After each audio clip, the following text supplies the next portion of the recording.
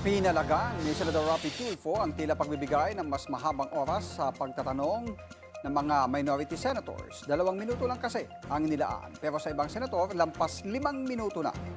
Hindi pa rin inaawat sa pamamagitan ng bell. Narito ang political update. Sabi kong testigo, kahapon Nanawagan si Senador Erwin Tulfo sa mga kapwa niya Senator Judge sa impeachment trial na iwasan ang pagle-lecture sa mga abogado ng prosekusyon at depensa. Sabi ni Tulfo na kung may nakitang mali ay punahin na lang at huwag nang lecturehan. Nagkakaroon pa daw niya kasi ng Law 101 kaya nalalayo at natatagalan ang pag-usad ng paglilitis. kung mali, di punahin mo lang, di ba? O mali yun. At kaso kung lecturean mo pa ng Law 101, parang napapalayo. Dapat yung puntuhin na lang yung tungkol sa ebidensya, tungkol doon sa testimonya.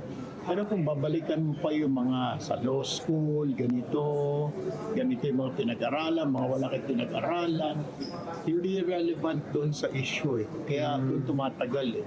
Una na ring pinuna ni Tulfo ang pagpapahayag ng mga Senator Judge ng kanilang personal na issue sa impeachment court na nauwi sa debate kaya naantala ng 26 minutes ang pagsisimula ng trial proper noong Lunes.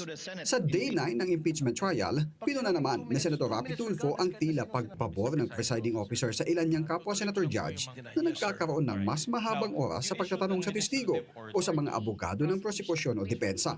Partikular na tinukoy ni Tulfo ang mga kapwa Senator Judge na napabilang sa Senate Minority Bloc. Bakit pag sa kabila pinapayagan sila 5-10 minutes? Bakit pag sa amin, sa majority, kinakat agad ni remind pagdating ng pagdating ng 2 minutes? I think nakakalata na kami. So dapat pag sinabing 2 minutes, 2 minutes. Bago tumayo si Tulfo, si Senator Judge Robin Padilla ang nagtatanong sa lead prosecutor. Pero lumagpas na siya sa 2 minutong pagtatanong. Katwiran naman ni Padilla, kaya siya tumagal ay hindi direktang sinasagot ang kanyang mga katanungan. Bagay na sinusugan ni Senator Judge Alan Peter Cayetano. Paglilinaw naman ni Presiding Officer Francis Escudero, walang minority o majority sa impeachment court at pantay-pantay ang lahat ng Senator Judges. The chair would like to point out that in the impeachment court, there is no majority nor minority. We are all senator judges. The presiding officer shall take in advisement the points raised by Senator Judge Rafi Tulfo as well as the point raised by Senator Judge Allen.